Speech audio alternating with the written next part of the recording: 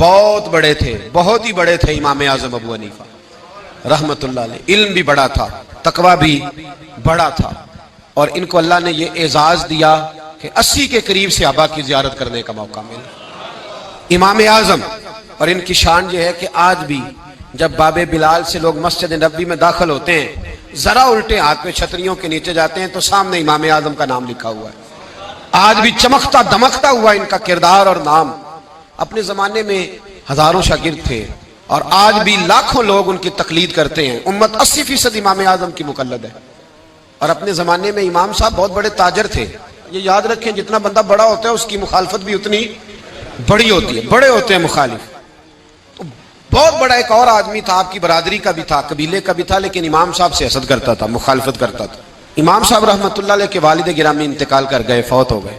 امام صاحب رحمت اللہ علیہ 3 دن لوگ آئے تعزیت کرنے، آپ تشریف فرما ہوئے. تیسرے دن جب آپ اٹھے، چوتھے دن تو آپ چوک میں تشریف لائے، بار مین چوک میں.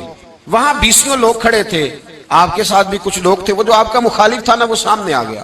السلام علیکم کے بعد فوراً کہنے لگا، ابو حنیفہ سنا ہے تیرے ابا فوت ہو گئے؟ امام صاحب فرمانے لگے ہاں. اس نے اتنا سخت جملہ کہا کہ لوگ کہتے ہیں کہ ہم میں سے کوئی اور ہوتا تو یا مر جاتا یا مار دیتا. سنا تیرے والد انتقال کر گئے؟ فرمایا ہاں. کہنے لگا اپنی اماں کا نکاح میرے ساتھ کر دو. بات بڑی غلط ہے، سخت ہے، لیکن شرعی طور پر ناجائز نہیں، اس لیے کہ نکاح کا پیغام دیا ہے، نکاح کا پیغام. امام صاحب فرماتے ہیں میرا دل ٹوٹ گیا. کسی کے ماں کے بارے میں چوکوں میں تو باتیں نہیں نہ کرنی چاہیے. فرماتے ہیں میں پھٹ گیا، پر میرے پیروں میں شریعت کی زنجیریں تھیں. امام صاحب رحمت اللہ تعالی علیہ کہتے ہیں جب اس نے دوبارہ بات دہرائی کہ اپنی اماں کا میرے ساتھ نکاح کر دو، تو فرماتے ہیں میں نے اس سے کہا کہ بھائی عدت گزرتی ہے تو میں اپنی اماں سے بات کروں گا. میری ماں عاقلہ اور بالغہ ہے، اگر تیرے ساتھ نکاح کرنا چاہے گی تو مجھے کوئی اعتراض نہیں. امام صاحب کہتے ہیں یہ لفظ کہہ کے میں آگے بڑھا تو میری آنکھیں آنسو برسانے لگی.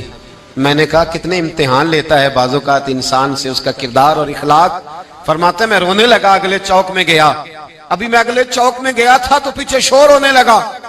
پلٹ کے میں نے دیکھا تو لوگ دوڑے آئے، کہنے لگے حضور کیا بد دعا دی، کیا ہوا؟